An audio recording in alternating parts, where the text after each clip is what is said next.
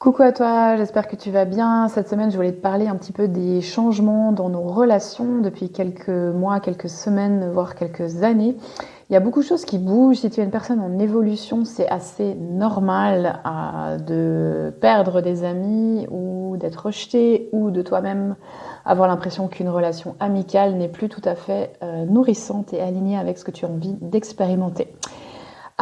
C'est très intéressant parce qu'on parle beaucoup des ruptures amoureuses. On connaît maintenant les taux de divorce qui sont énormissimes, avec bien sûr plein de critères différents.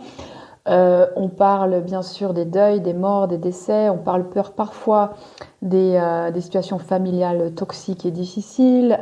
Mais c'est vrai que l'amitié, on n'entend pas forcément beaucoup parler et faire le deuil d'une relation amicale, ça peut être assez difficile.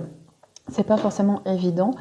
Il y a une croyance par rapport à ça qui est très forte dans nos vies, c'est que tout devrait durer pour toujours. Amis pour la vie, couple pour la vie, dans la famille pour la vie, travail pour la vie, etc. C'est vraiment très ancré, alors qu'on voit depuis des décennies que ça fonctionne pas et puis qu'en fait on fait pas ça. Mais du coup il y a cette espèce de culpabilité du conditionnement judéo-chrétien qui est là par-dessus nous malgré tout.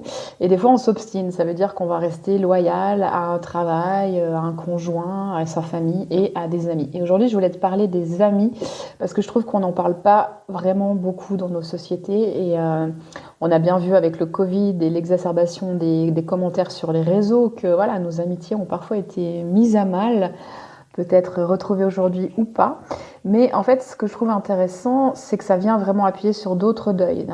La perte d'une relation, ça vient nous titiller sur la blessure du rejet, la blessure de l'abandon. Et c'est intéressant du coup d'aller voir derrière qu'est-ce qui se passe quand moi je décide de finalement rejeter quelqu'un ou quand je me sens rejetée par quelqu'un, qu'est-ce qui est la motivation ?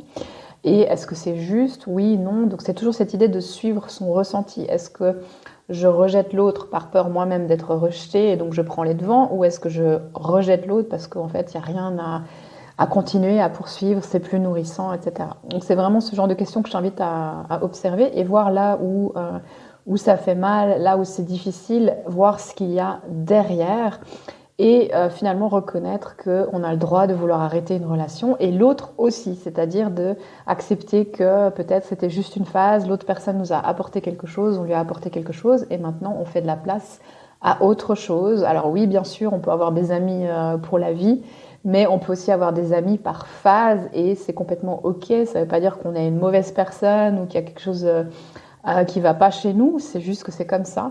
Pareil pour l'autre, et te rappeler, peut-être tu as rencontré des personnes qui étaient toxiques pour toi, mais peut-être aussi te rappeler que tu peux être aussi le ou la toxique de quelqu'un. Et ça, c'est pas toujours facile à entendre parce qu'on a tous voulu, on veut tous être aimés par tout le monde et tout ça, mais c'est pas possible. Regarde juste toi, tu n'aimes pas tout le monde.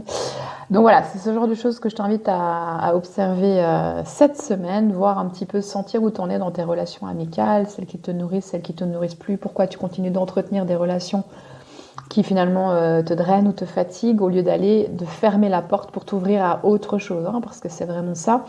En fait, quand on est dans l'acceptation qu'il n'y a rien qui est permanent, on va être beaucoup plus détaché. Détaché, ça ne veut pas dire je m'en fous et j'aime plus l'autre. Au contraire, on va être dans le vrai amour, celui du non-attachement, celui du non-conditionnel, où en fait on permet à l'autre de vivre ce qu'il a à vivre et on s'autorise soi à vivre ce qu'on a à vivre. Et parfois c'est ensemble et parfois c'est pas ensemble parce que c'est juste et c'est comme ça. Et c'est mieux pour tout le monde. Donc parfois on va hésiter à terminer une relation par peur de blesser l'autre personne, mais en fait peut-être tu vas lui permettre justement de conscientiser quelque chose et de s'ouvrir à une nouvelle amitié. Donc voilà, ne jamais essayer de penser à la place de l'autre, vraiment faire plutôt ce qui est bon pour soi dans son ressenti et faire confiance à ce que la vie nous amène et aussi à ce qu'elle nous enlève. Pas évident pour nous qui sommes tellement attachés à la permanence des choses, mais quand tu regardes dans la nature, c'est toujours en mouvement, il n'y a rien qui reste, il y a tout qui naît, il y a tout qui meurt, il y a tout qui renaît, il y a tout qui remeurt. On est toujours avec des cycles et il n'y a pas de problème. La vie, elle est fluide.